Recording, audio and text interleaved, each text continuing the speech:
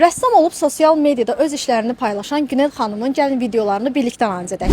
Əgər sosial mediada öz şəxsi brendinizi qurmaq istəyirsinizsə, ilk öncə bir kontent strategiyanız olmalıdır. Çünki insanlar sizi tanıyıb, işlərinizi görüb yavaş-yavaş sizdən satın alacaqlar. Günel xanımın səhifəsinə baxdıqda isə konkret bir strategiya görmədim. Videoları çox qarışıqdır və ən əsası isə məqsədsiz şəkildə paylaşımlar var. Günel xanım öz şəxsi brendini qurana kimi kontent tipləri bir sistem üzərindən getməlidir. Qarışıq kontent tipləri izləyicinin beynini qarışdırır və ən əsası heç bir nəticə əldə olunmur. Yaxşı, bəs bir rəssam öz səhifəsində hansı tərz videolar çəkməlidir? İlk öncə özünü tanıtdığı bir video mütləq olmalıdır. Çünki mən bir rəssamdan dərs alacamsa, o rəssamın peşəkarlığı mənim üçün mütləqdir. İkinci olaraq isə öz xidmətləri haqqında mütləq şəkildə məlumat olmalıdır ki, şagirdə və valideynlər hansı xidmətlərin olduğunu bilsin. Üçüncü olaraq isə dərs gedişatından videolar paylaşılmalıdır, öyrədici videolar paylaşılmalıdır və ən nəhayət şagirdlərin nəticələri olmalıdır. Mən olsam ya şagirdləri danışdıraram və yaxud da onların valideynlərini danışdıraram. Növbəti videoda sənin səhifəndəki videoların analizi ola bilər. Bunun üçün rəy hissəsində öz səhifəni qeyd et.